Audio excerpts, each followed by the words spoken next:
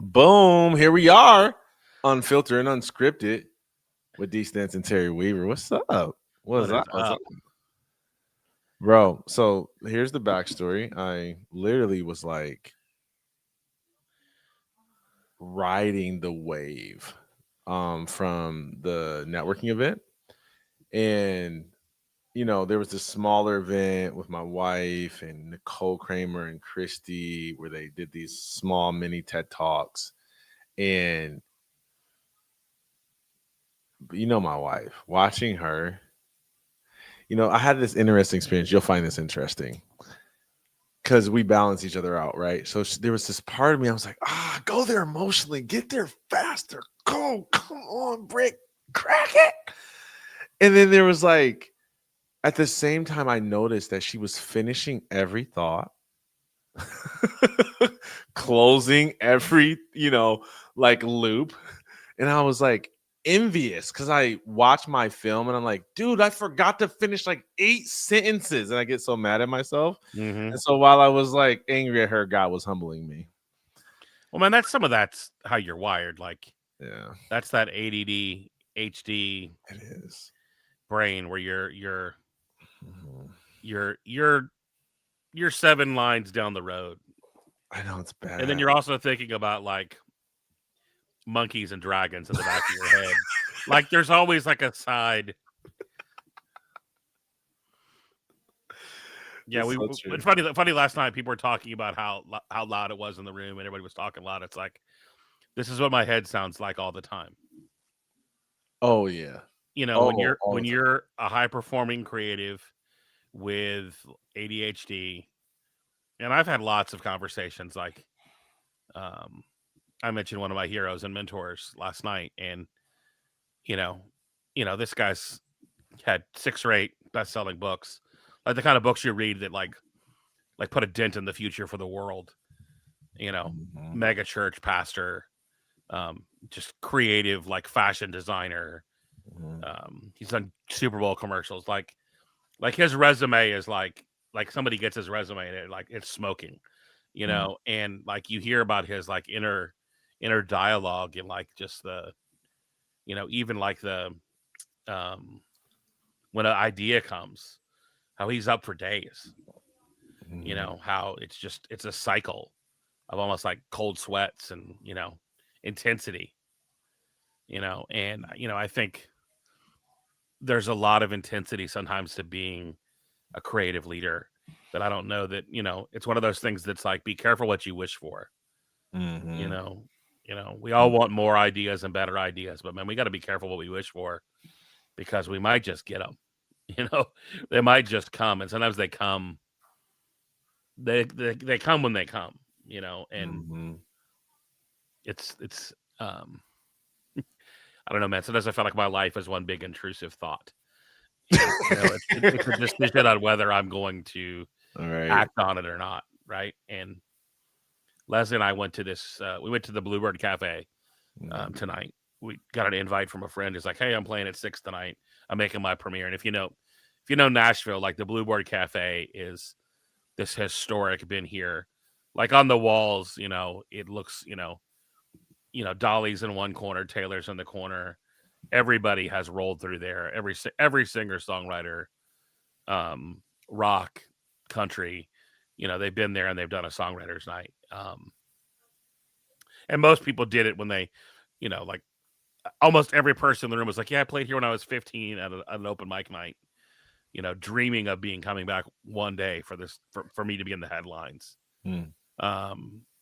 But one of the things I'm reminded about by going there tonight is like, a lot of times there's really 2 kinds of creatives. There's people who lean more entrepreneurial and more action biased. And then there's creatives who kind of just get stuck in a cycle. And they never actually, Seth Godin talks a lot about shipping, which he probably got from a quote from Steve Jobs. Maybe Steve Jobs got it from him. The real artists ship. That when you have an idea, it's not really. Are you saying ship like SHIP? SHIP, not the other SHIP. Ship. Real artists ship. What does that mean? meaning they, I mean, here I've got an envelope. They put it in an envelope, put it in the mail, and ship it. It goes out to the world. Oh yeah, oh totally, yeah, because that's the point.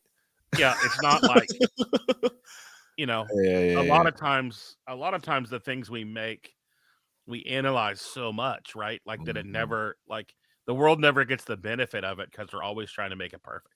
I know, And I know. the older I get and the more like experience I have, the more okay I am with just putting it out there dirty Mhm. and just rough and like we'll fix it and and maybe that's because I have a little bit of a music industry background. Is like, man, we'll fix Yeah. it in post production. We'll fix it once it gets out there.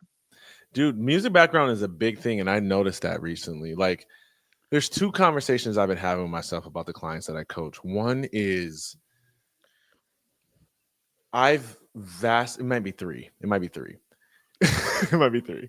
One is I've vacillated with I'm not gonna work with anybody who's not a former high level athlete. Like, just not gonna do it. Because there's a level that I'm like, you gotta do reps, you gotta like watch your film, you gotta like actually be honest with yourself. And I'm just like, the average person feels like they're overly triggered by that level of discipline and honesty and Mm. consistency. And so I was like, I thought about that. Then there's another part of me that's like, you know what? I'm only going to work with people of faith because I want them to be like actually doing it because they understand that this is a calling and like God's flowing through them. And like, this isn't just about like, standing on stage and being an important and charging what you're worth. Like, this is about fulfilling an assignment. And like, like, what do I do with that, Terry? I'll be honest, man. I mean, I'm an ordained pastor, right? Like, Mhm. so, but I'll be honest, man. I struggle and I get ick over the kingdom entrepreneur movement. Say more. You got to say more because that's so, come on, bro. It's so like all encompassing. What's up, Mike Well, White? just because I mean, and I know, like, I saw somebody commented, like, "Oh," I saw someone comment on one of your posts, and I was like, "Oh, Darryll, he knows so and so," and I'm just like, "Oh man, that person makes me want to go. That person makes me want to go like scrub and like take a bubble bath and wash it off, wash it away." Um, I had a mentor tell me that came to one of my events in 2020, and that year in 2020, we still did an event. But there was a lot of people and we did was the thing. We did it in November. Nobody else was doing events in 2020 period. But we rented a big house in the middle of the pandemic Oh, oh, because all of my people were just like, man, we've got to get together. oh, Like totally. we got to figure it out. Like if I have one more virtual conversation, Oh, I'm yeah. gonna kill somebody. Mm. Like so, we gotta have a real. But one of the things that happened is a lot of my community that comes from the church and that are former pastors and stuff were all there. And so they were there with their church hurt. And he Mhm. said something to one of them that just floored me, man. He's like, man, you've got your ministry and your money confused. Hmm. You know, God gave you skills. One of my favorite conversations I've ever seen between two leaders in the world um, was a conversation between Stephen Furtick and Bishop T.D. Mr. Jakes. Jakes. I knew you were gonna say that. There's 2 of And them though. Which one? Both? there was a conversation where they talked where the bishop talked about that God doesn't make furniture, but he makes trees. Mhm. Mhm. Mhm. And Chairs, you mean? Or God doesn't. trees. Yeah, yeah. You said trees. Yeah. Yeah, he said it. I And already truth know of what you it, mean. in Yeah. fact, it's funny. We're sitting on my desk. Don't drop the mic. Oh. I gave out axes Uh-huh. at a thing event Okay. in 2021. We did a small event because pandemic was starting to kiss. Yeah. We did it in a small meeting room, and we talked about you got to go chop wood, and we talked about John Maxwell's rule of 5. I Mm. was like, man, if you could combine making furniture Mhm. from the trees that God's giving you and going out and chopping every day, your life would change. And That's so true. I That's really true. struggle, man, with That's true. I struggle with people who claim to have a big God and yet take small action and have a Mhm. small vision. But go back to the ministry kingdom thing, because like what Well, that's what I'm saying. yeah. Because in one word, we will gather on Sunday and we will say, "My God is big. My God is massive." You know, we'll sing these songs together, Mm-hmm. and then when God actually asks us to do something, we'll start talking about our money mindset and about how we don't have the resources to do it. You know, Oh yeah. that So we when you said the ministry and money part separate, like, or what did you say? You got your ministry and your money mixed you up? got your ministry and your money confused because there are things that I do because I talk a lot about a guy named Andy Stanley who happens to be a pastor from Atlanta. Mm-hmm. But Andy has this core value, and I love it. I've made it one of mine: is that do for one what you wish you could do for everyone. Mm-hmm. Mm-hmm.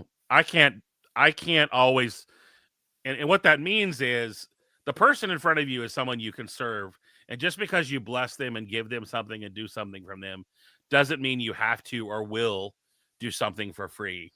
Mm-hmm. Mm-hmm. For everyone, like the Mm-hmm. conversation around, will you pick my brain? If I'm sitting on a flight with somebody and someone starts talking to me, I'm like, man, we're in proximity. Let's just go. I'm here. Right, Right. right.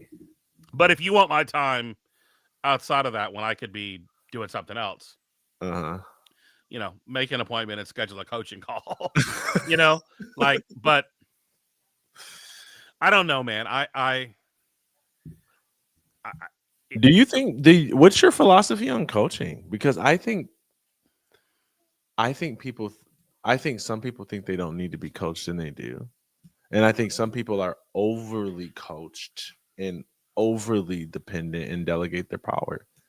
well, I think a lot of people treat coaching like a buffet. That they go to the Golden Corral and they show up and they're looking for people to say what they want to hear. Mm. Meaning, if I'm like, Darryll, you know what you need in your business right now? You need green beans. They're like, oh man, I don't like green beans. Green beans are nasty. I'm like, well, man, you need green beans. And so they're like, hold the green beans. Or they're like, or they'll get it and put it on their plate and then it'll still be there when the meal's over. Right? Because they're shopping for what they want to hear. You understand? Yeah. Have you ever experienced this? Where they'll look for the person that validates their thinking that they've already got. I'm just mad that you're boiling this down to green beans. It's making me upset because the way that I would describe this would be so much more complicated. Well, but see, I always look, dude, as a communicator of No. how I can like keep it to the lowest common denominator. Because my mind needs a simple box to put something in. Yeah. And I want to think about something as simple as it possibly is. Yeah. Because it helps people. You'll never forget the green bean conversation, right? You'll never forget the coaching buffet. But I know you've had people that have come to you and they've, and not to say that you and I probably haven't done that with other people we've hired, where we've been like, oh man, I don't want to do that. I mean, obviously when there's like a moral dilemma or a values problem, then don't do it. Give me an example, something that's obviously like not like, don't disclose personal things or whatever, but like, is there an example of a situation where you'd advise somebody to do something and they were just like not up for it, and it was aligned, it wasn't misaligned, it wasn't go send 100 DMs per day, it wasn't like go strip. Yeah, it wasn't.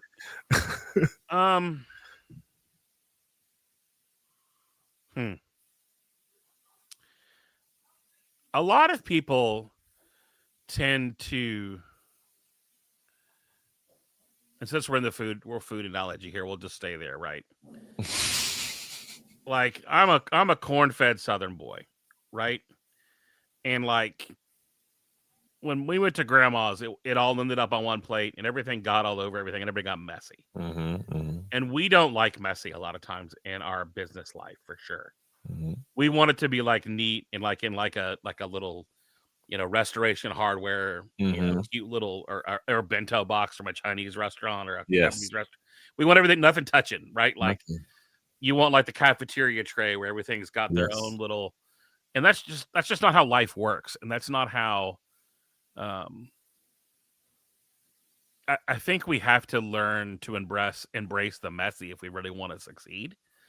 And I think people really a lot of times, they'll come to me or they'll come to anybody, and they will want to do like 3/4 of it. Or they'll do bro, you gotta give me a specific example. Looks like I already know what you're talking about. I just want an example. You want me to give an example? Here's an example, like, hey man, you need to start a membership. You need to find a recurring revenue element of your business. Because your problem is you get a client, you lose a client, and then you and the most of the time the problem is they don't want to take action until it's too late. And they end up coming back the "I told you so." When is it too late to start a membership, though? Well, what I mean, it's never too late. But sometimes for their immediate need, because they're in crisis a lot of times. Oh, yeah. Because a lot of times we get coaching in crisis. We don't get coaching. We don't get coaching until there's a pain. Oh my God, it's so annoying. We don't get help until I try not to do that anymore. I mean, I still do. I get help, but I try to get services when I have a pain. I try to get coaching when I'm in aspiration. Yeah. And that'll change. And we go through seasons where we need different kinds of help and different kinds of coaching. That's true. I would agree with that. And I would say I do have different coaches in my life for different things. Yeah. I think there's different people. My friend Justin Shang talks about how you need someone that's that's a more of a mentor. You need someone that's a coach. You need someone that's a cheerleader, and then you need someone that's a butt kicker. You need someone that'll just someone that'll, when you call them up, they'll encourage you. You need that person. But you also need someone when you call them up will just wear you out and tell you to shut your mouth and get to work. And a lot of times one person can't handle all that capacity. When I was saying to membership, meaning like if you look at a lot of times I'm trying to orchestrate the flow of their business, right? I'm trying to look,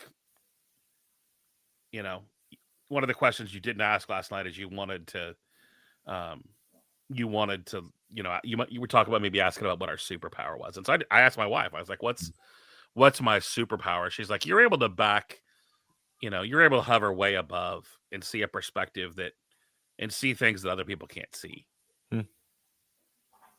She's like, you do that for me when I get stuck with either writing a talk or doing something. You're able to see things that other people just don't see on average. So one of the things I try to see is I try to see the trouble that's coming as a coach.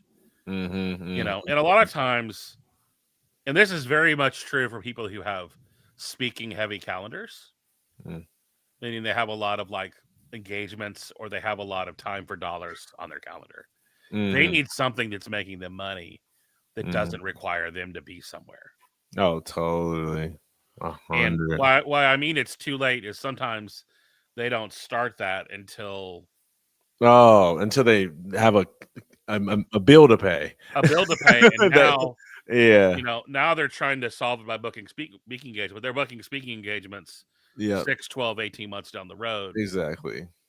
And they need money Friday to pay the phone bill. I get that. It's the only workaround to that is deposits in the speaking industry. If you're speaking income, you just gotta get deposits. But still, it's almost an impossible process to rush because there's always multiple decision makers and it's just their dates and it's like with coaching, if it's much easier to accelerate a sale, in my opinion, because it's just there's that human variable. There's not a bureaucracy. There's not a there might be a husband or a wife that needs to kind of chime in, but there's not like 6 people at a round table, and it's just more pliable that way. So but 3 to 6 months is usually about the case if you're going to start trying to like get consistency in gigs. I tell people like wait 3 to 6 months, and then now you're like inconsistent. Because you sold seeds for 3 to 6 months, and then now you got a bunch of sprouts. Yeah, I mean, dude, I mean, you live the idea of seeds, right? And so, Yeah, I mean, dude, everything is. But people have a hard time, and one of the hardest things I've had to learn, and this really even comes down to sales, right? Is sometimes you can't sell somebody on something because the thing that they need to be sold on is themselves. You Mm-hmm. know, I've I feel like that's a lot of the job, man. oh, That's a I lot do of the too. job. But I mean, as doing live events over the years, man, if there's anything I've learned, like I could, you know, I had someone come last year that's like, yeah, man, I've heard you talking about this event for 8 years, and I finally decided to come. And I was like, it took you 8 years to make a decision to pick yourself, like, uh, Mm-hmm. and and a lot of, um, a lot of, a lot of women, a lot of people of faith struggle around this idea of, Jamie Kern Lima wrote a book called Worthy, I got which it. I recommend a ton. Mm-hmm. Um, It's a good book. I didn't read it all though. I'm not gonna lie to you. she just one of our one of the people we've known over the years from the church world planted a church in Chicago, and she went and spoke at their church and gave her story, and it's like her story is unbelievable. She has one of those stories that's like, oh man, like you won, like you did the thing that everybody's talking about doing, but it was, and if you only heard the end of the story, it sounds like she's an overnight success, but except for it was 10 years of overnight successes. Like everybody else. Mm-hmm. Yeah, and for her, she was able to write a book called Worthy because she figured out that she was, Mm-hmm. you know, and she stepped into it. And I think, one of the things, I had a mentor do this for me that, I use the word humble a lot. I want to be humble about this. And, if you look in the dictionary of like what the actual definition of humble is, it's not something you really want to be. It's to have a low view of oneself. Is that what it says? I mean, that's one of the definitions. Oh, I don't think that's the definition of humility. Not for me. But I mean, if you look in actually the Like Webster's or something. Webster's or like dictionary.com, Yeah, I and got I you. and in words, words get taken over by other people, right? And um, Dude, I make up definitions all the time. Do you think that's uh mm, rec- should I stop doing should I stop doing that? well, here's the deal: like some words, get like people ruin words. Mm-hmm. You know, I know. and I Like mean, I think vulnerability. vulnerability. And I think what I'm saying about when I say that the kingdom entrepreneurship Mm-hmm. stuff gives me ick. Um, and it's maybe because the word's been ruined. It's all about circles and perspective, bro. Because I can go over here and somebody be like, "Amen, brother," and I can go over here and they be like, "Nah, we're like kingdom entrepreneurs. We're crushing it. We're taking action. We're doing it the correct way, if you will." Yeah. So I think it's about like who you're around, right?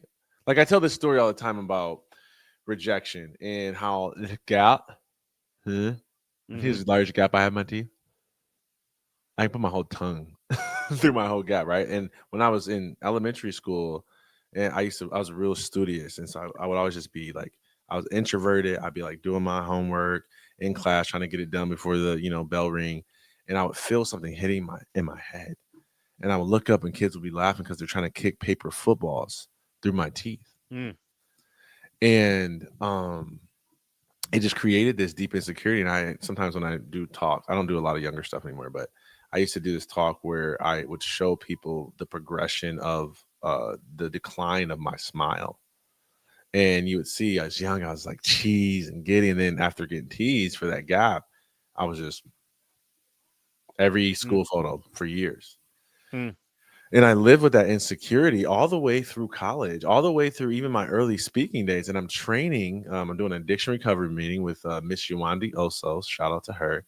and that's my mama, my Nigerian mama, and I'm telling that same story I just said to you, to people recovering from addiction, and she just like cuts me off because we're co-facilitating. She cuts me off. She's like, "Wait, what? Hmm. Are you serious?" I was like, "Yeah. What are you talking about?" She's like, "Do you understand that in Nigeria, the width of your gap is an indicator of what tribe you're from?" Hmm. And in some, tribes, the wider the gap, the oftentimes the wealthier family you come from. Hmm. And so I was like, "Hey, bro, I'm going to Nigeria. Like, I might have like lineage. I might be royalty. Go over there. You're like the opposite of Coming to America. You're like Going back. Eddie Murphy. I'm your Nigerian uncle. So, but it was a moment for me because I realized what causes rejection in one culture is celebrated in another, and it's really about who you're around. Yeah, and I think, and I guess my hesitation is a few things. One, man, I spent my whole life basically first half of my professional life as a professional evangelist. Mm. Funny full story. I was telling this story to somebody earlier today, and I was like, yeah, honestly, the last thing I did, like one of the people from last night had DM'd me and said, "Hey man, like, what's your story? How'd you end up here?" And I kind of said how I ended up here. I was like, we came here to Nashville in 2000 because I was doing summer camps and I wanted to be here in Nashville because I always wanted to see Billy Graham do a crusade. And he did one of his last few crusades was in Nashville in 2000. Did you go to Billy Graham's crusade? Yeah, and oh my God, I'm so jealous. I have and so it was him, and it was youth night. I went, and it was him and Kirk Franklin, God's Property, Billy Graham and Kirk. What a combo!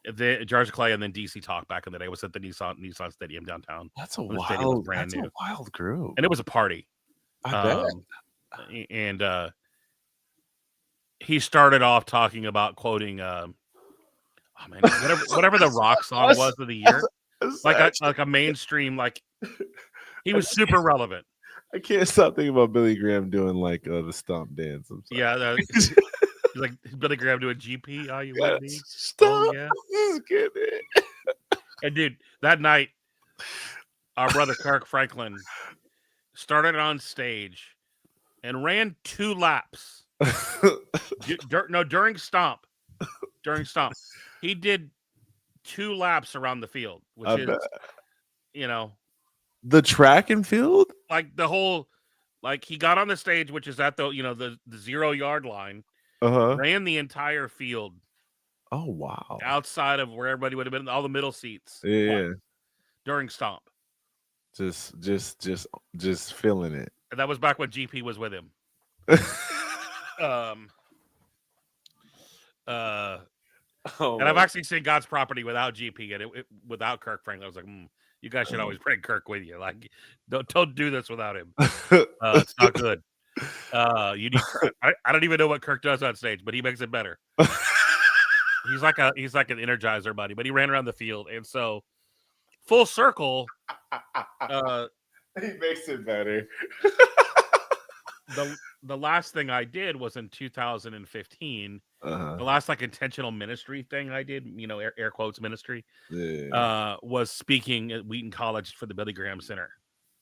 Oh, nice. I did their national conference on evangelism. It was kind of the last thing I like intentionally. I've done other things, but that was the last like. That was kind of a season where there was a little line in the sand and my life shifted. And I had back in 2015, I had just finished doing something we had done a conference together. A friend of mine had done a conference together, which is kind of how my Think conference was born. We had done this event together. And then he did it the next year, did a business conference, and like had intertwined his faith all throughout it. And made a lot of people really uncomfortable. And so I got a lot of calls. Now, granted, I don't want to delve into this on a Facebook Live, but this is someone where I've got a lot, someone who basically stabbed me in the back and betrayed me, But during that conference, when he did it without me the next year, which is when God was calling me to a new thing, literally, to do the thing, I was getting calls from people being really hurt by a weaponized Jesus. And so I'm very, very sensitive to. I mean, there's been years at the thing where we've done like Sunday morning worship and communion as an optional gathering. But I never want people to feel like Jesus is like there as like a sales tactic. And I feel like that it's a very, very, very fine line. It is a very fine line, bro. And there are two things that, I mean, in my book I have a whole chapter. In my book Making Elephants Fly, I wrote a whole chapter about my faith. But I literally caveated with, "Hey, I don't want to be the Mormon missionaries knocking on your door during dinner, and your grandparents getting all mad because y'all just want to eat." So if faith is something, if you don't want to, you can skip this chapter. And then of course I sell it like this is probably the best chapter of the book. You probably don't want to miss it. I've got some of my best wisdom in this. It's packed full of some of my best stuff. I would miss this. But I don't want you to feel like, I don't want anybody to ever feel tricked into Jesus. And I know a lot of us have come from manipulative faith backgrounds. The church is a lot of, I've been to a lot of ministry events where the invitation was going on so long that I'm like tapping my wife on the shoulder, be like, should we just go down so these people can go home? Because we don't need to hear Just As I Am one more time. And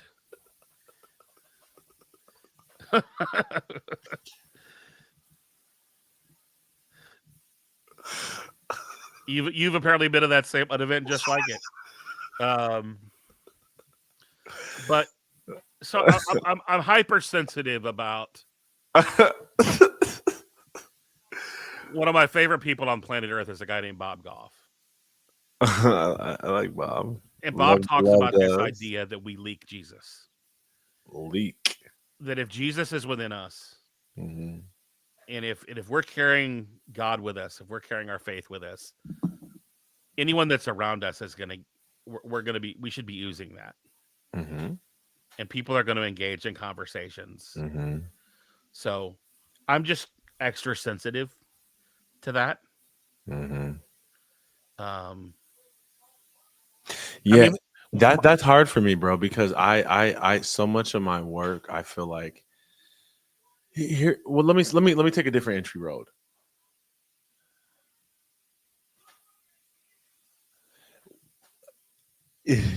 My entry into high ticket sales, part of the paradigm that people would say is like it's about value, and there's a difference between like information and transformation. Oh yeah, right, and transformation is a higher value, and I agree with that.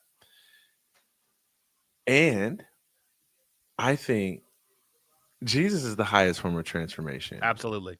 And I think that when I'm the most tapped into him, I am a conduit for the most potent, most valuable quantum transformation. And so I struggle sometimes because I'm like, well, I can put it in a business package and call it something that it's not. But you better believe that's what you're getting. Here's who I think has done this better than anybody. And my favorite example of it. I want to know. I want to wait. Let me write down who I think you're gonna say. All right, hold on. All right, okay. Now I'm go. My favorite example of this came at the Hillsong conference. That's not what I thought you were gonna say. When John C. Maxwell. Oh, dude, that's what I wrote. I wrote John Maxwell. I knew you were gonna say that. And that's what I wrote. A message talking about salt and light. Oh yeah, salt and light. And if you've ever heard that talk, I did the whole curriculum. And he talks about how how when he was a Methodist pastor and he was a small town and he was doing this, doing his thing, and Ohio, wherever he was, and they're like, hey, The business world is eating this stuff up. Mm-hmm.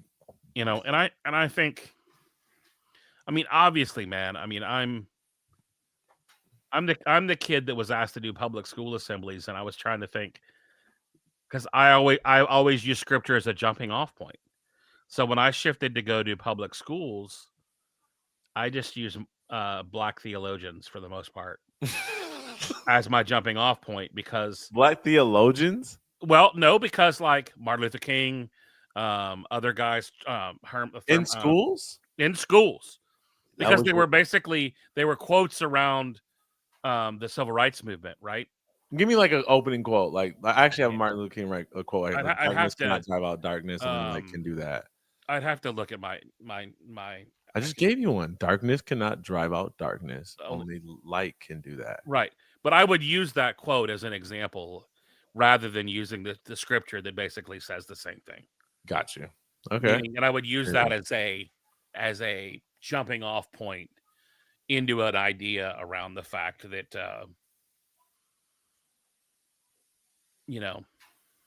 some people will say that that's you not being bold. It's also me being respectful to the fact that I know I was invited to someone else's house. Mm-hmm. Mm-hmm. Because the message still got delivered. Mm-hmm. If you really, want to get to it, like talk about spiritual warfare and like, what's the scripture about, that the devil is that we got to be as sly as a shrewd as a snake, sharp as a right. Yeah. And I see that some operations are covert operations. And if you want to know the best business plan in the world, the best leadership plan in the world, read the first 4 books of the New Testament. Mm-hmm. You want to start a business that will change the world and make you more money than you could ever imagine. Lead like Jesus did. Duh. I know. It's so the bracelets are coming back. What would Jesus do? No, but you think about, the ministry to the 12, the ministry to the masses, the ministry to the 3, the ministry to the 1. Uh-oh. If you could dial that in as a leader, if we could all understand that model. But if I go somewhere and talk about that blatantly, I'm not going to be heard. Mm-hmm, mm-hmm. And so falling deaf ears. Yeah. I want to be very careful that my boldness doesn't get in the way of your effectiveness. My effectiveness, right? And totally. Dude, believe me. Totally. My story doing school assemblies goes all the way back to the very first winter we were married, which would have been the summer, the winter we were in Lapeer, Michigan, the winter of 1999. Tomorrow, Leslie and I will be celebrating 27 years. Let's go. But I got asked to do some school assemblies because I was there. Had just gotten married. It was at the height of true love waits. And so everybody wanted me to come in and talk to their kids about not having sex. It was what they thought everybody did. And I got asked to do a school assembly. And I was absolutely terrified to do it.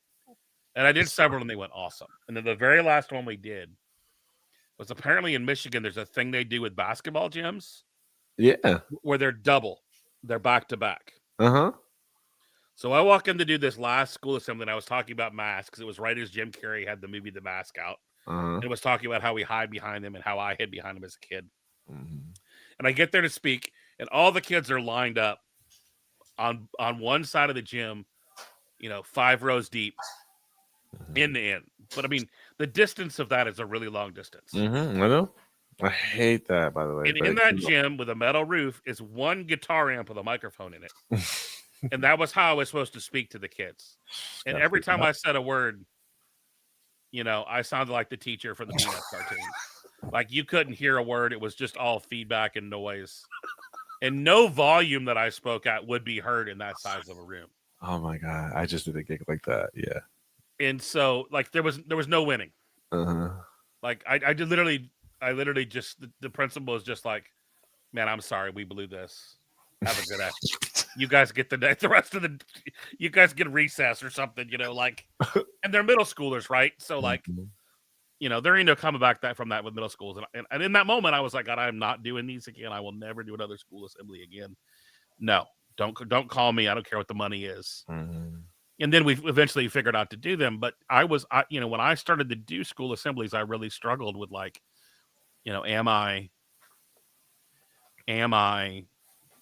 keeping myself, am I basically not being bold, right? Like that's what and man, I felt like that was the boldest thing I ever did.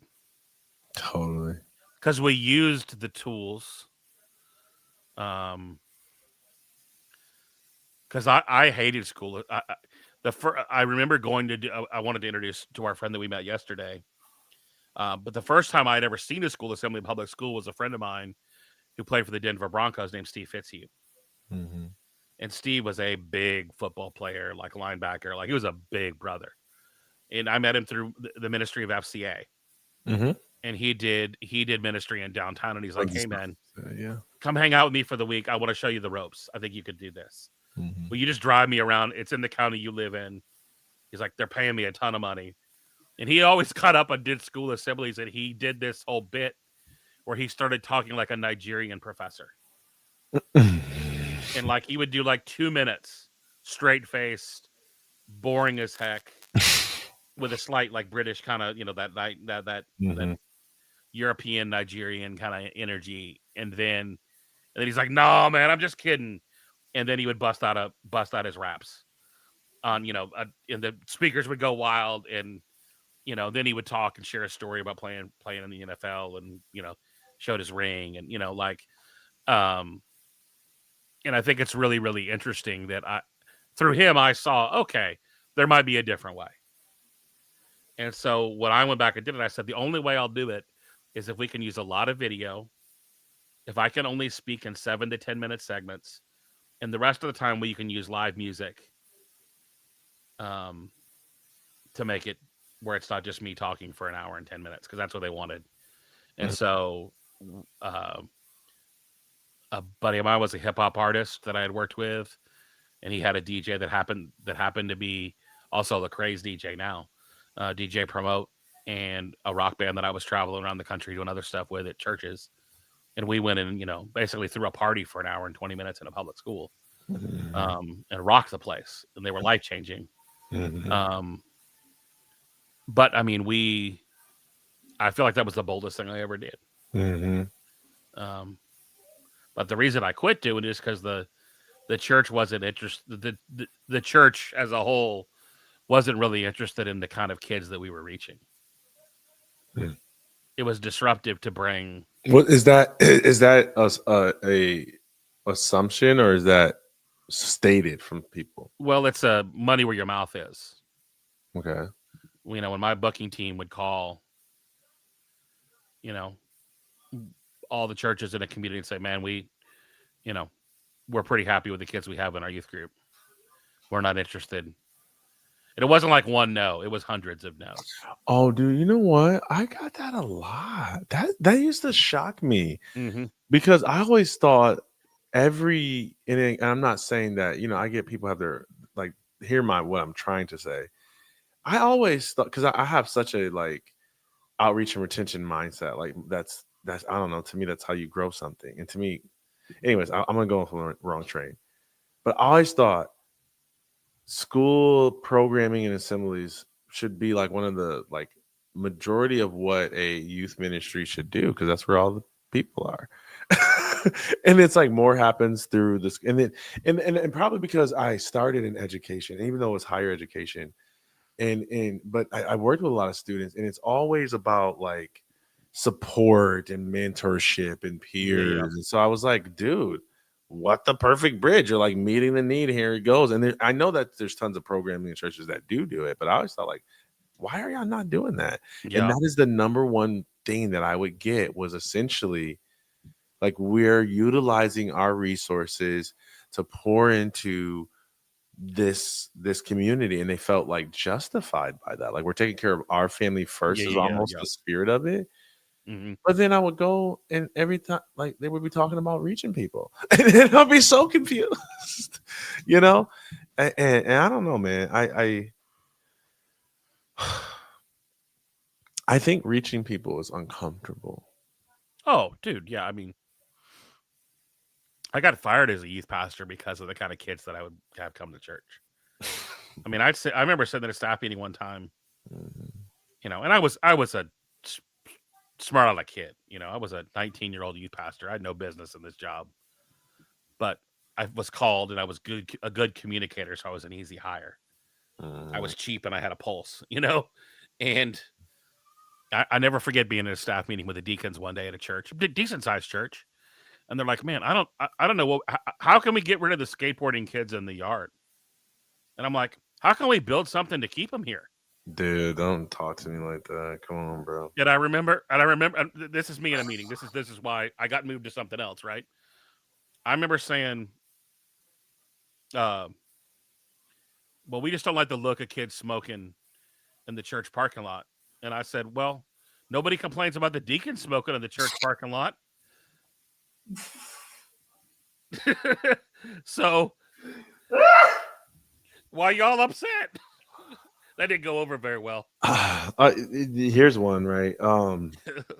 When people say don't swear in the church, I just thought that was hilarious. because, because I was like, do you think if you swear outside the church, God ain't gonna hear you? Shh, don't. Yeah. And it's like, man, what kind of paradigm are we in? Yeah, no, I think, well, I mean, and I think some of that is what goes back to the beginning of what I was saying is we have tied our relationship with Jesus with a lot of performance things. Hmm, hmm, We have culturally even like this idea of like showing up in your Sunday's best. hmm, It's like hmm, Jesus has seen you in your birthday suit. hmm, He hmm, doesn't need you to show up with Armani on Sunday. hmm, hmm, You need to be who you are, who you're comfortable being. hmm, hmm, Um, and you, and I, and for me, when we choose where we want to go worship, I always try to look at it through the lens of like, is this the kind of place I could bring somebody that didn't know Jesus? hmm. And if the answer is no, I'm normally not. It's not normally somewhere I want to be. Um, and so yeah, I mean, when you and I had lunch the very first time, I said that in this season of life that I'm in now, I feel like I do more ministry Mhm, and more life change. mhm, In fact, I got a text from that youth pastor from that one city that I've taught, that one city where the city Joey's from. He wants to come to the thing Nashville um, next June, and he's like, "Oh man, I'm transitioning. Um, I'm shifting into something new. I'd love to connect with you again." And it's funny how sometimes those things come full circle. mhm, And he's he's a good friend and is wanting to reach out and connect with you know and that night, the night that I tell the Joey story that I told last night at um the invitation I gave him, I think we had almost 600 kids come forward to mm, follow Jesus and one. I mean, it was Billy Graham level, like, how do I, one of those, I can't believe I'm a part of this kind of thing, right? And but yeah, man, um I don't know. I just think it's a super super fine line as people of faith. I don't ever. I mean, you did a masterful job last night saying, "I want to close this event in prayer. I hope that's cool with you guys."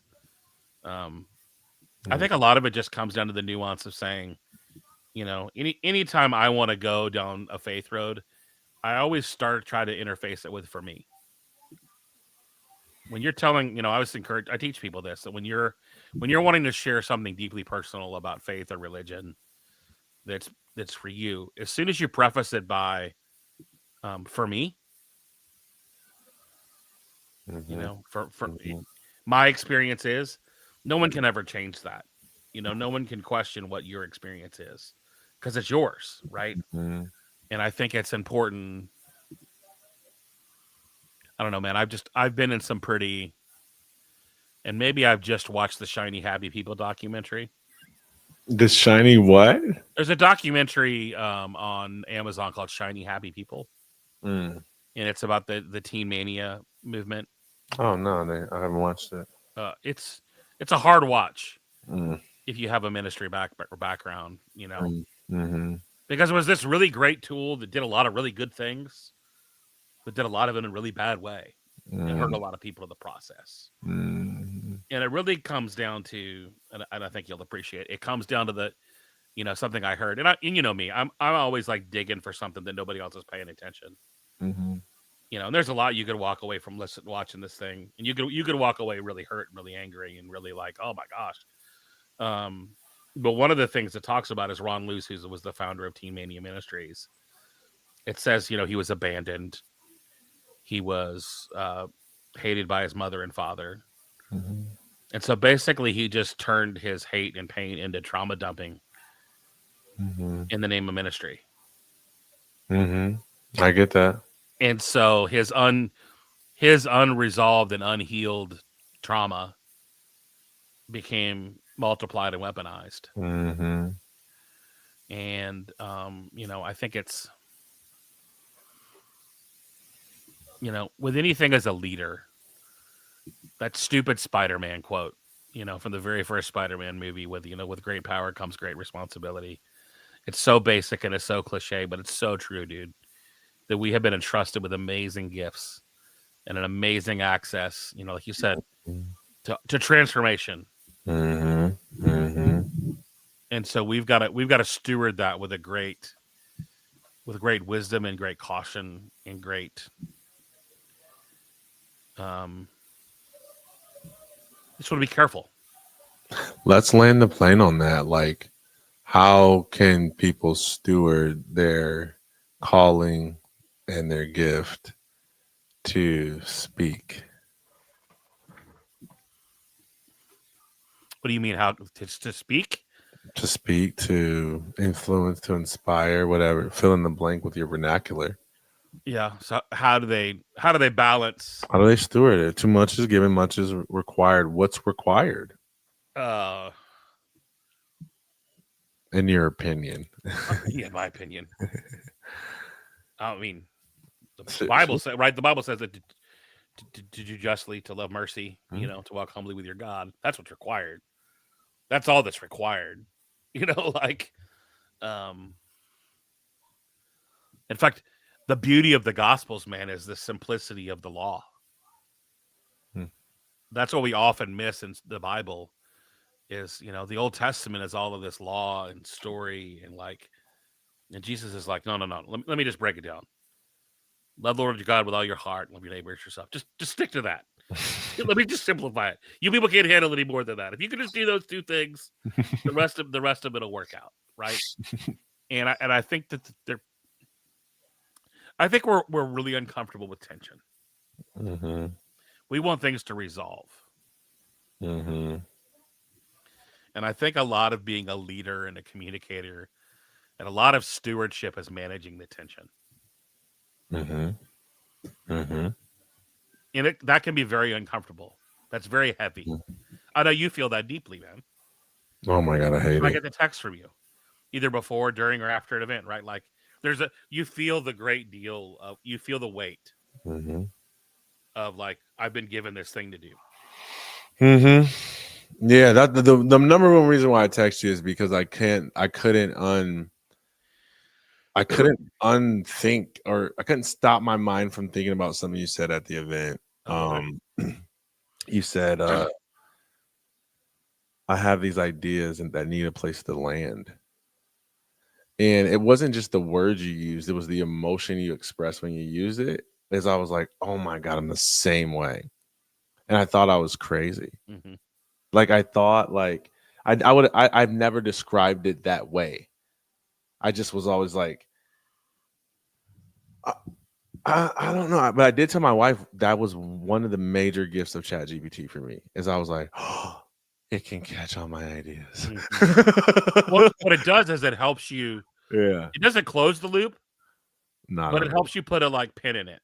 It gives it a place to just It's set almost like and simmer. it's almost like, when you're a kid and I don't know, I'm sure you're not from the South, so I guess they were fireflies, not lightning bugs, probably. But like when we were There's kids, lightning we would bugs. go out and catch a lightning bug, We have bug, lightning bugs. lightning bugs, whatever you call them. They're fireflies in some parts of the country. But Oh, you put them gotcha. in a jar, right, and then you Yeah, poke yeah, little yeah. holes in the mason jar because that's what was in the Yep, house, right? yep, uh-huh. Or if you were at your grandma's house and she was a hoarder, and you would put it in a margarine jar or like Yep, a used pickle jar because we didn't throw that stuff away. uh-huh, uh-huh. Uh, if you were a real sketch, you used a Cool Whip Yep. container or a oh gosh, I can't believe it's not butter margarine container. But sometimes you're trying to like. It feels like sometimes what we do is we're trying to catch lightning in a bottle, right? Like literally while we're Mhm, talking, there's lightning going on outside, and so mhm. sometimes it's nice to just put a lid on it and put it away, and then like be able to come back to it later. I know, I know. Because there's sometimes that it's like I have these things come into mind. I was listening to a lyric of a song tonight on the way home, and it was like, it was about you got to chase the dreams because sometimes the dreams don't chase you. Mhm, And I actually talk about this in my book that a first book that sometimes there are things that chase us. There are things mhm. that we can't. There are things that we can't say no to. Yep. Like Uh, this event. right? It's like Like, and for me, I'm in a phase where almost all of the things that I do, um, are fit that category. mhm, mhm, That fit the I can't not do. They fit mhm, they're chasing me. mhm, mhm. Um, and um, that's tough, man. Because I, people want, and this is the hardest thing too as a coach sometimes, is telling people, man, that might not resolve. You got Mm, to just learn to live in that tension. I You got to know. learn to balance the like. Mhm, I feel like one of my superpowers is also my kryptonite, and that's that I care deeply. mhm, mhm, Like when you tell me you want to do something, I normally can see that for you. mhm, mhm, And one of the things I've had to realize as kind of like a wisdom and maturity level thing is I can believe in you, but I can't believe it for you. mhm, And I find mhm, myself a lot of times, even with coaching clients, people that I mentor, that I believe it more than they do. mhm, And the moment when I'm out believing them, we're going to hit a problem pretty quickly. mhm. And now I very much believe, I talk about this a lot, man, the idea of like borrowed belief. I can Mhm, lend you my belief for a season. mhm, mhm. Yeah. Yeah. Someone just said in the comments, it's not a bad thing. Oh, I know it's not a bad thing, It's a hard thing though. but it also can be a thing that like Mhm. it can become really unhealthy for me as a leader. Oh, man. I'll give you an example. I was talking to Shola Richards, really, really good speaker, doing amazing things in the world. And he and I were just connecting, talking, and we both share like we both had like mental health crisis and battle. And we were just talking like about that season of our lives. And I said it to him this way. And it was like the moment I said it, we were both like, yes. I was like, man, a big part of why I was suicidal is because I couldn't stop feeling. Hmm. I just cared. I wanted so badly to know what my purpose was. Mm. I thought it was sports, and when it was gone, I was like, everybody was like, you can do this, you can do that, and I was like, I know I can. I can be successful at a lot of stuff. I know. I just ripped it in sports. I know I can rip it in something else, but I want purpose and something that's unique to me and doesn't sound like your plan for my life. And that was hard, man. And the flip side of that is the coach, because we're all being taught about our frameworks and and our modalities and these things that we teach. I have this perspective. I don't have like, sure, man, I've got frameworks and blueprints all day long. They're up here. And I know a lot of them. I mean, we could draw them out and I could write them, and I'll use them I'll whiteboard the heck out of those things. But what I want to help you create is the life you want, not the life I want for you. I want you to discover what you're called to do, what only you can do. And the sooner that I can unleash you, I mean, I feel like that's my highest calling. Because I want you to get there as quick as you can. Because the sooner you can discover purpose, and that decision is what made me be willing to go do school assemblies again.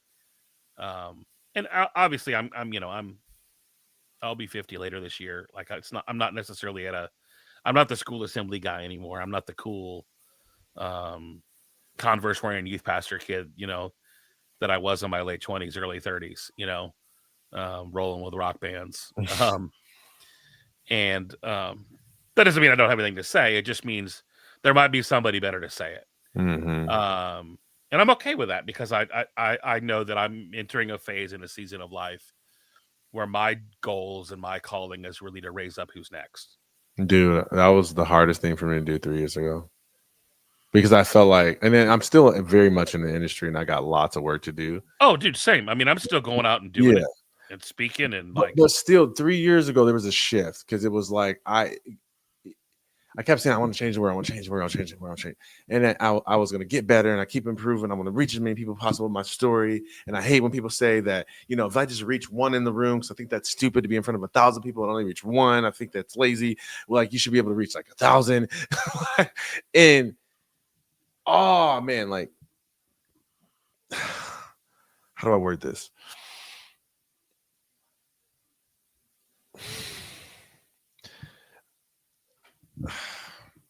Bring me back on the tracks, Terry.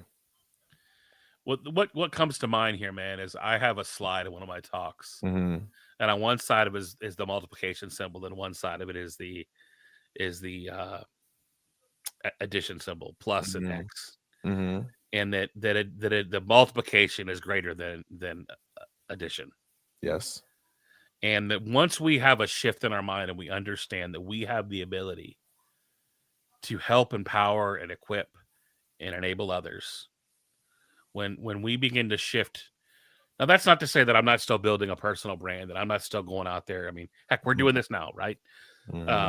People are watching us, like, but at the end of the day, I'm doing this because I want to help others rise. I want to help others go out there and do the dang thing, that I want to help them step into what they were, step into their greatness, right? Like, and it is a hard thing. And I really think what it comes down to, man, is when I did school assemblies, I knew the reason was, and it goes back to what you were saying, that there's a purpose vacuum in this world.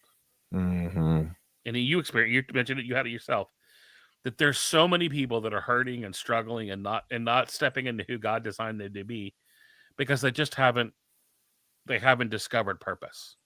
They haven't discovered a deeper. I've had crazy people on my podcast that I've interviewed, and I ask this question a lot of times in my coaching practice, called the Spice Girls question. There's this lyric from a Spice Girls song that says, "Tell me what you want, what you really, really want." And I believe that people can't really. Most people don't have what they want because they don't know what they want.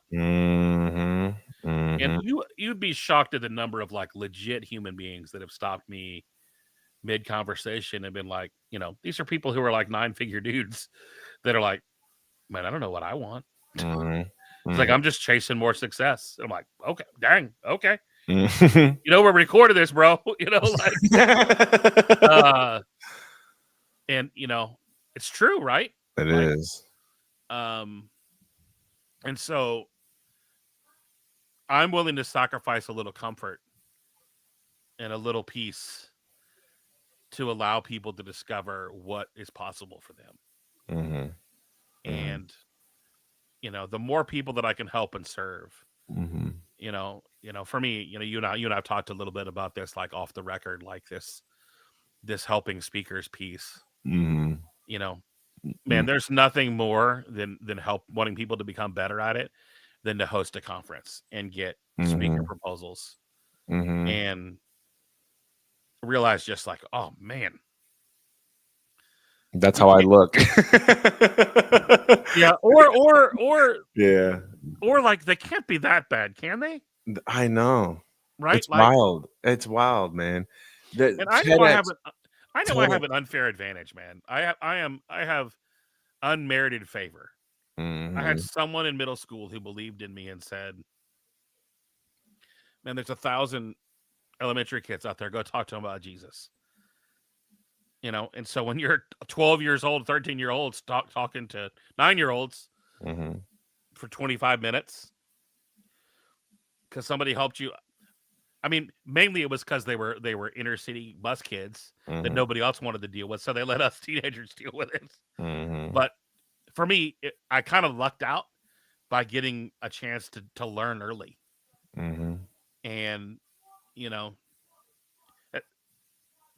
it helped me shift from having a stage fright to like a stage reverence to more of like when I take the stage, like, oh man, this is a place this is a sacred space. I'm getting to do this. I get to help and serve these people. I don't fear this moment, but I know that I'm put here and I'm designed for this moment.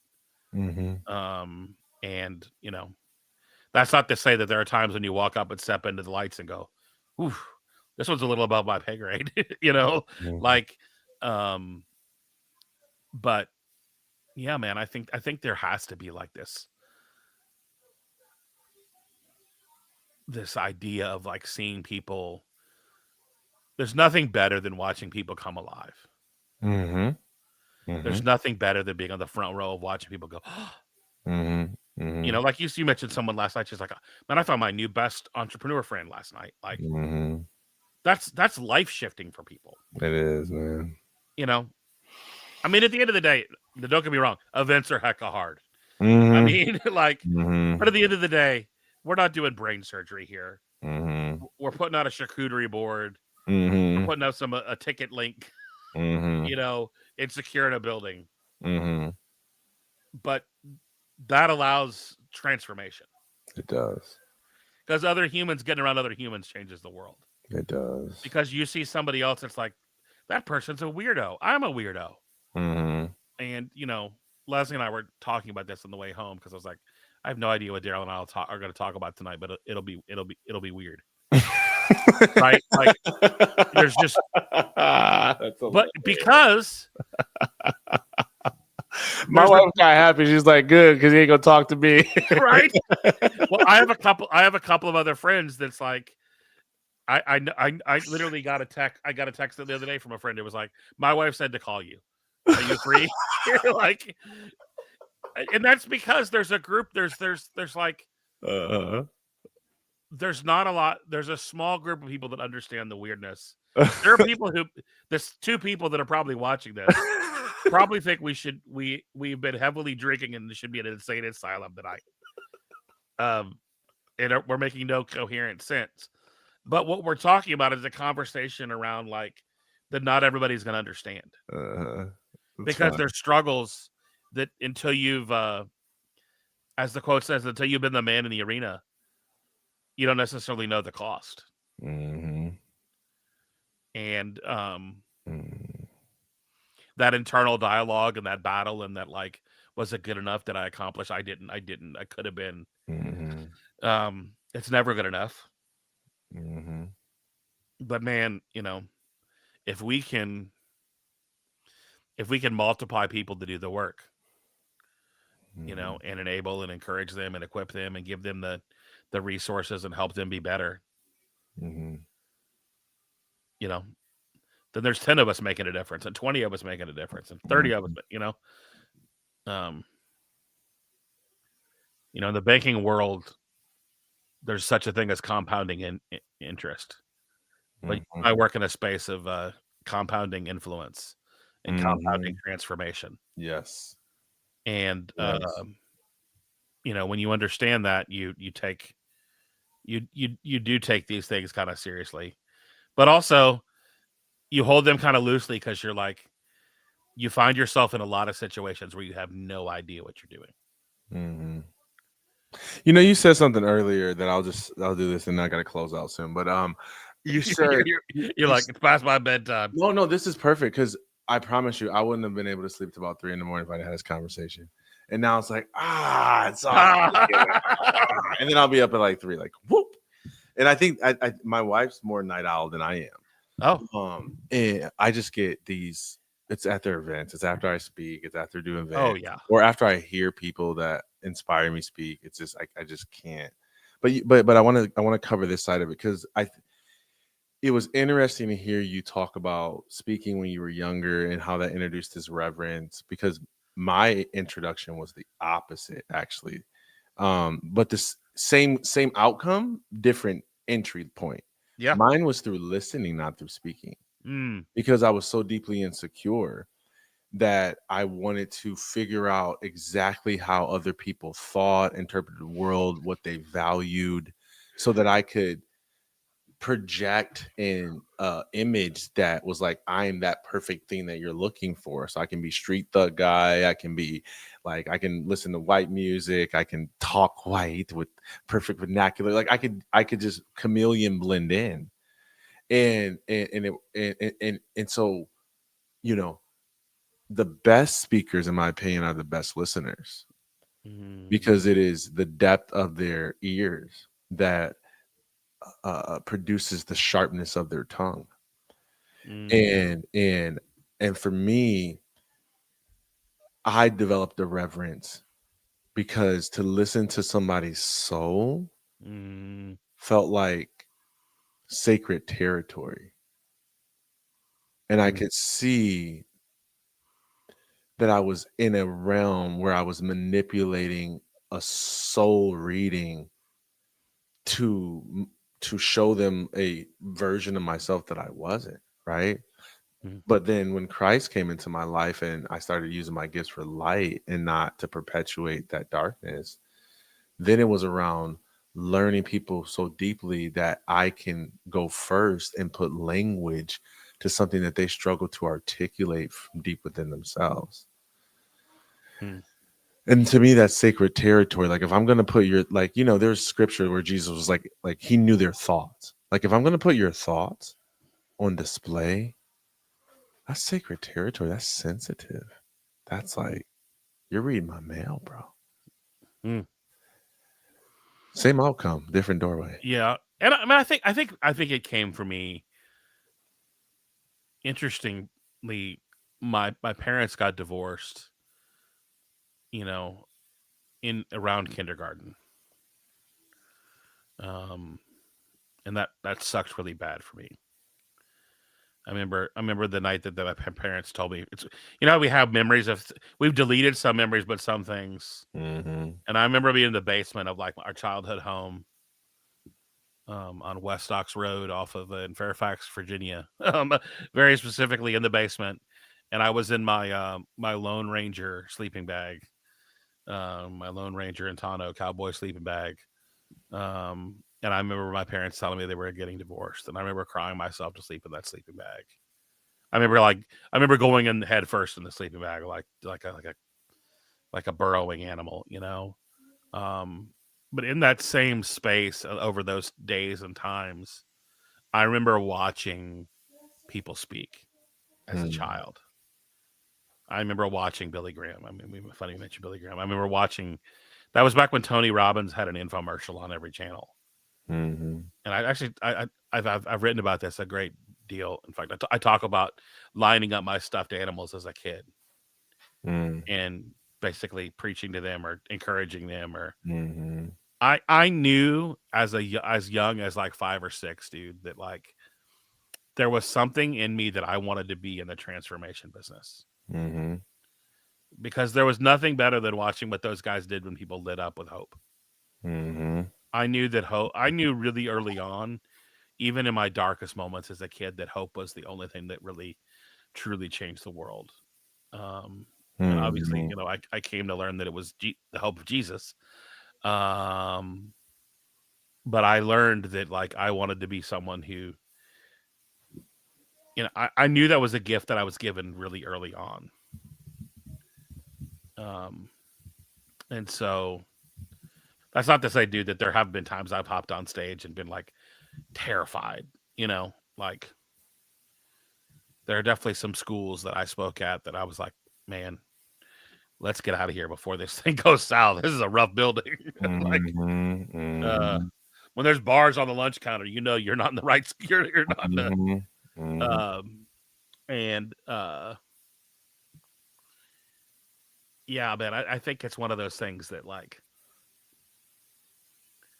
I think there's sometimes the things that a lot of, like, the work that you and I probably do today was that there was moments throughout our childhoods where those things were here we go, seating. Yeah, it happens to me with the thing all the time. I apologize. But there were seeds that were planted in our life, in our soul, in the deepest, you know, chasms of our heart, where these things were planted within us at the very young, age of, like, oh man, we saw things, and we I talked about possibility last night. That seed of possibility really does grow and out of us. And so, man, can we plant those seeds in others? Can we live lives that, like, give people hope and possibility, and allow others to see, what might be, and what could happen for them. And so, yeah, man. Beautiful, man. First Unfiltered Unscripted. I feel good about it, man. I'm not worried about anything we said. Oh no, man. I'm not either, I was worried. I was like, man, because I can get a little too honest. I'm like, Well, but here's the deal. I think people are so hungry for real and raw that we're having so many filter conversations. That's true. And that's true. I think that there's this human nature that we want things to resolve. We want things to have a neat and tidy bow.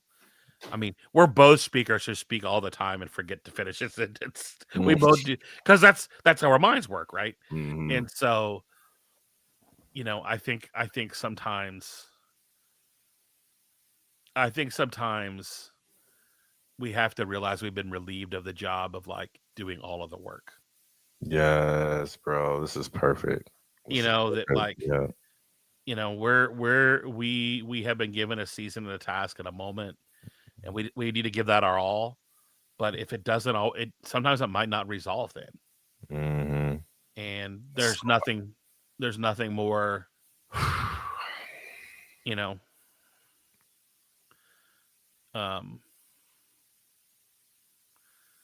I had a mentor that really encouraged me in this, and, like, I was coaching somebody, and they were really, they were on the struggle bus hard, and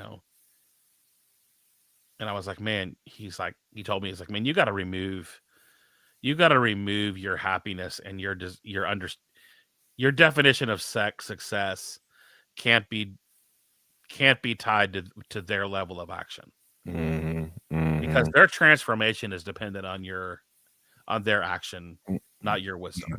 Yeah. You can tell them all the right moves and give them you can give them the map to the gold. But until they put the shovel in the ground to dig it to dig it up, until they do the work, they're never going to find it. And dude, I know you've experienced that, where it's like, man, here's the path. And a lot of it comes down to, man, as we're trying to wrap this up, because I know you're like, okay, let's be done. It is that sometimes the best thing we can do from people is just take them from A to B. That's so hard. Why did you die? Come on, Terry, don't do that. I don't want to do that. And then I'm an A to Z guy. I want to go A to Z. Well, and I'm okay with not going A to Z today. Yeah, but I'm not okay with not committing to A to Z today. I'm just not. Well, that's fine, but you got to give them the space. I'm not good at that. You got to give them the space to get to B. I'm not good at that. That's why I don't have low ticket offers. It's just like I'm not good at that. I just don't, because it doesn't work well with me. Because Yeah, but I'm not. a high ticket offer is only A to C. That's for the most part. I would agree with that. Yes, I You would agree know, with that. like And you can't argue it's A to B, but it's at least a lot bigger gap that we're closing. yeah. Well, I mean, a lot of times that's not the gap we're closing; it's the speed at which we're doing it. Oh, here's a real time example because I'll give you like I have a CARE acronym that I teach on my mental health high performance, and I've thought because a lot of times I don't always get through the A. I never make it to the R and the E, and I'm not in a rush to. When I'm dialed and I want to like, I don't know, crush it or whatever, and I want to like be all like, 10 minutes per segment, I can do it. But I've thought for about a year now of just doing it on the first C. That's all you're getting. And for the life of me, even if I think if I've had 90 minutes, I don't think I could do it. I would feel so incomplete. I would be like, you didn't get the A and the R and the E though. Like you're missing the complete thing. You know who else is a master at doing that too? Is Maxwell, dude. He'll go out and give you 4 things from the 21 laws. Mm-hmm. He's like, I've only got time for 4 today. That's all I got. Uh, I've got more, but there's more. There's another step you can take if you want more. He is good. He's a master chef, bro. Huh? He's master. He's good. I don't have the patience.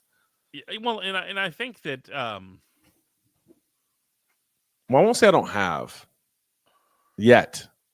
How about that? I'm developing the patience. That's more well, and important. it's you also sort of have to remember that like there's a part of this. I mean, you're obviously because of our faith that there's a part of this where you're not the Holy Spirit, Mm-hmm. and there's only like there's a supernatural to this work sometimes that we do that regardless of how skilled we are, that there's something else that's going to have to happen that's completely out of our hands. It's going back to that tension thing again. Yeah, It's and not a you've got to live problem to in be that like solved. It's a tension to be managed. you've got to manage the tension, and you got to manage the fact that like um that you've got this, and I man, there are very, very, very. Here's the thing: we have to be careful with this A to Z idea. I've got to be really, really careful in taking people to places they won't survive. We've all heard the analogy of eagles and crows. That the eagle is one of its only like enemies is a crow. One of its only predators. But that's only until the eagle reaches an altitude, and then the basically the crow basically just passes out and falls off an eagle. And like, I think it's really easy to take. You can't take a crow to a higher level, and a lot of times as leaders we want to pull people higher, and sometimes they're just not. They can't go there. And then the other piece of it is like, and this has been a hard one for me to, and this is every time I say this out loud, it sounds horrible.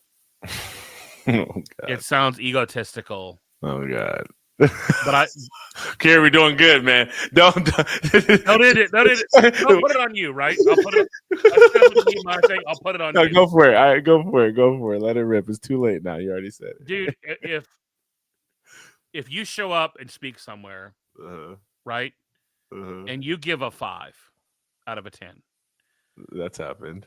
You're gonna be pissed. Oh my God. For weeks. But here's the deal. For you, your 5 I know. is going to be better than almost everybody else's 10. It sounds like my wife. That's not good enough. It doesn't. That does. No, that does zero for me. It does nothing. That doesn't mean you shouldn't strive to get better. I agree. But it also doesn't mean that sometimes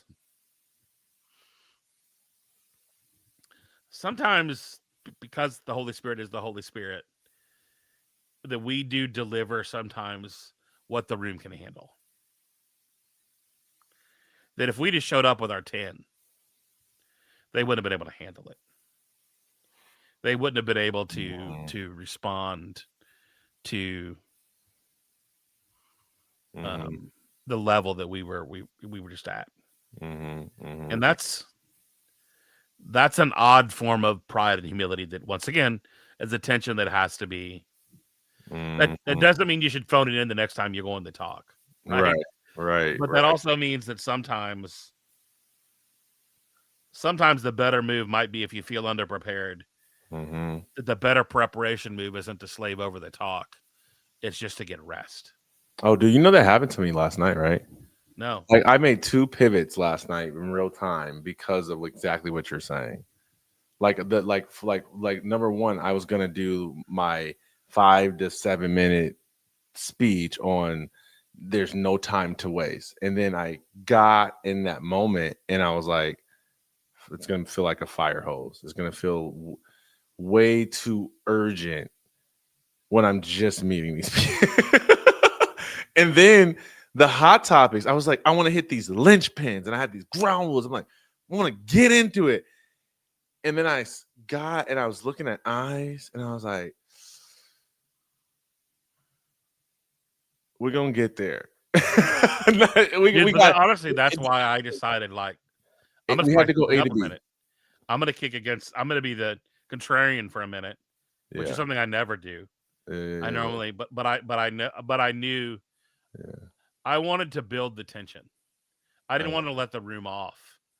I know. And if you weren't there last night, I was gonna let him off, bro. I was gonna. There was a moment where we talked about AI, and everybody cheered, like, "Oh man, we're not using AI. Oh, we're better than everybody else." And I'm like, I wanted to kick against that, to say that, hey man, it's here and it's coming for you, and you can either be bitter and angry at it, or you can use it as the powerful tool that it is.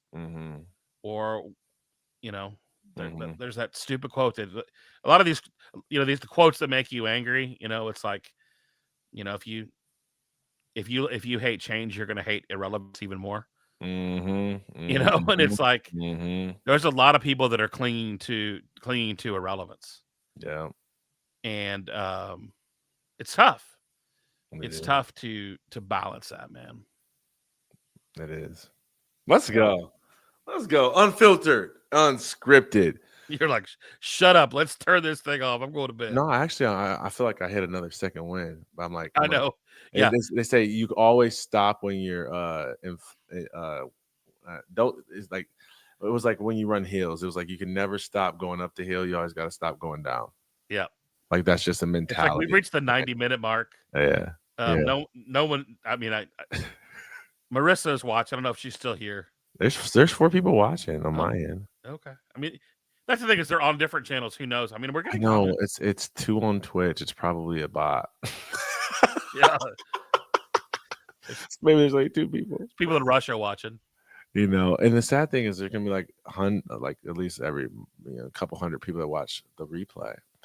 So we'll see what happens. I think the thing I feel the most open and vulnerable about is the church stuff, because I never want to, and maybe I'll just clean it up now. I just never want, like, at the end of the day, Paul goes like, dude, at the end of the day, if you're like preaching about Jesus and you're trying to help people, like, cool. Like, there's too many unbelievers to try to worry about, like, cleaning you up right now. Like, that's my, like, interpretation, right? And so, cleaning me up? No. Cleaning churches and communicators. I'm talking about what I feel open about in our conversation. Yeah. I'm like, if there's anything that I'm gonna wake up at 3 a.m. and be like, who's watching that right now? Oh yeah. It's gonna be that part of it. And I just want people to know, like, we mean this in the highest respect to the calling of dang, I'm gonna mess it up again. I was gonna say traditional American pastor church. No, but like, honestly though, there's also this like slip. There's this. I just messed it up. I love Christine Kane. She's awesome. Oh yeah, she got fired. But she's been on a kick this week about Christian influencers. And like hating on Christian influencers a little bit, and going, "Oh man, you need to do it in the context of the of the local church, yada yada. And it's like, man, I think,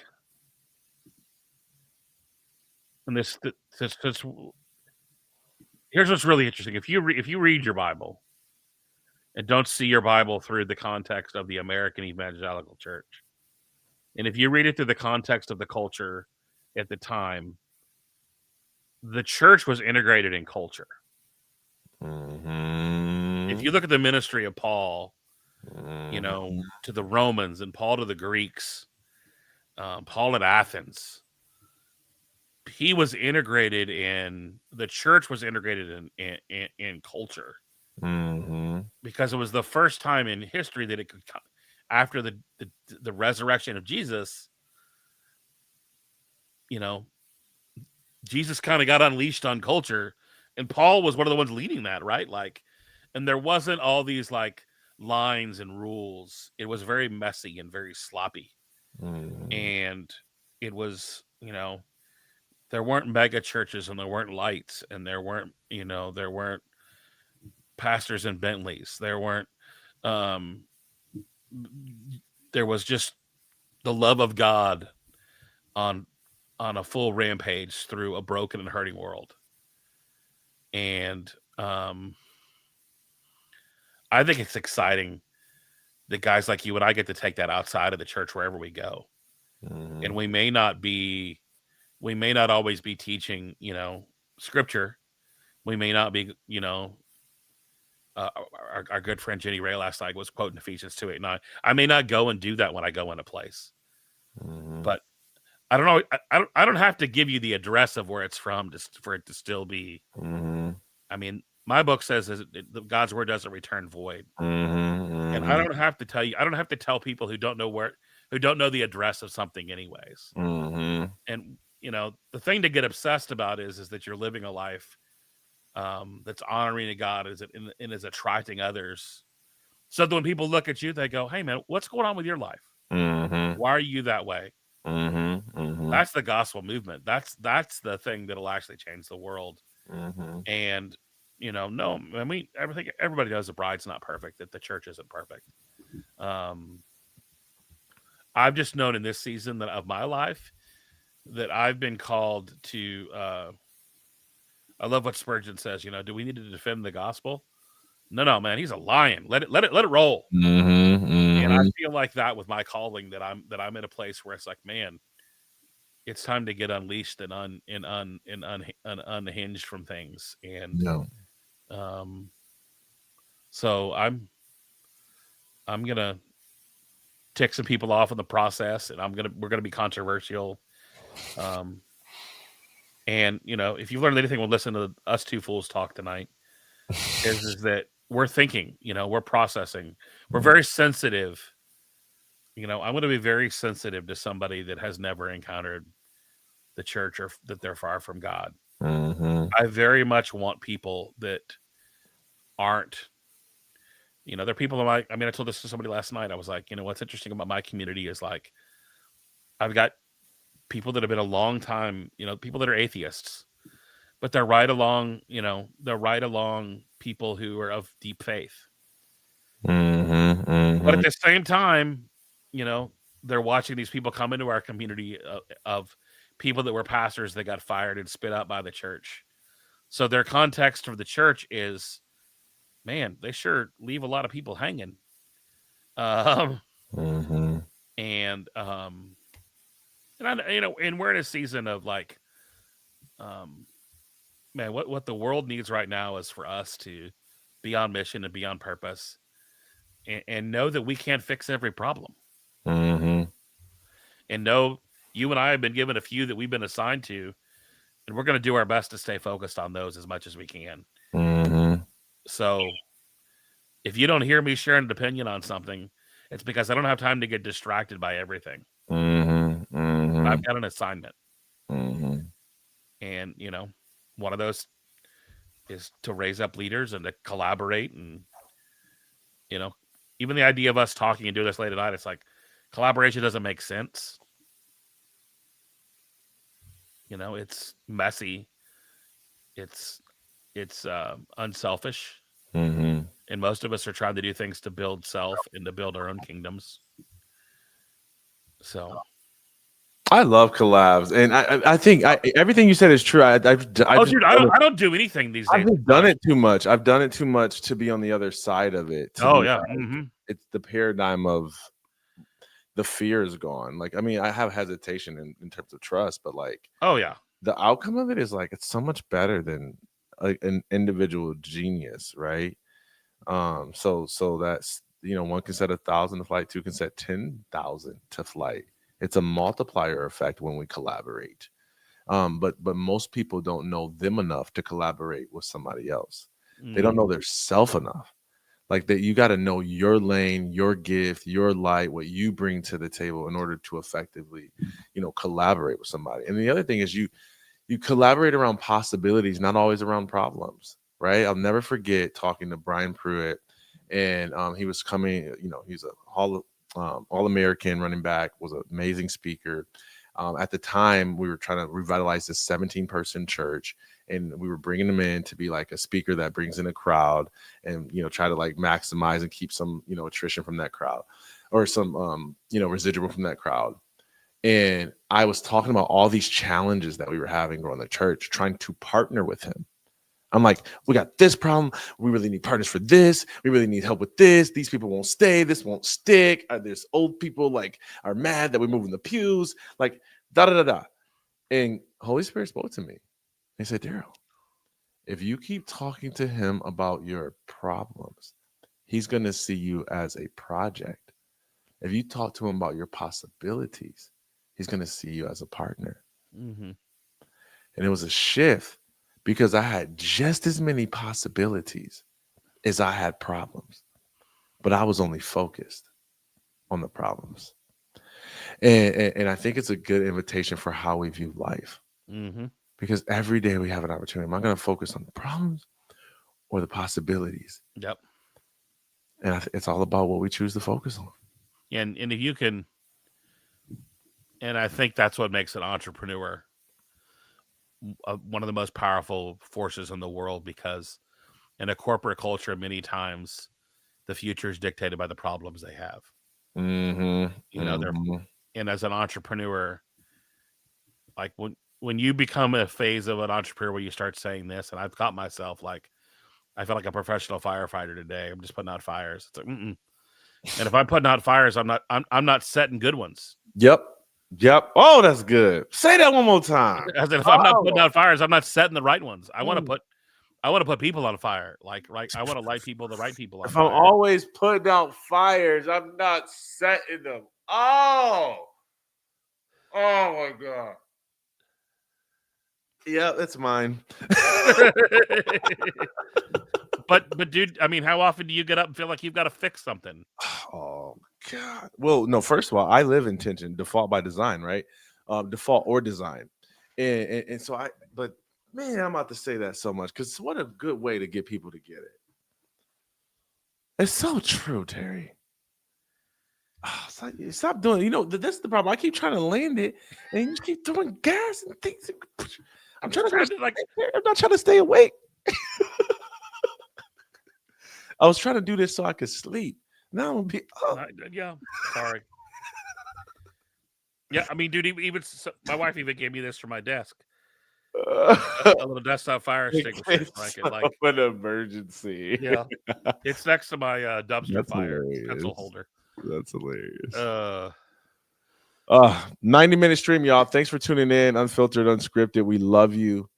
We honor you. We see your light. We see your gift because we know that God made you and He wired you. Never let anybody make you feel less than. Come on. Because you don't have a large following, because you don't have a best-selling book, because you can't communicate like Terry Weaver. Love you because of what God put in you. And if you don't know what He put in you, grab a mirror and look deep into your eyes until you see it. Because it's right there, staring in the face. It's so good because we so much have been,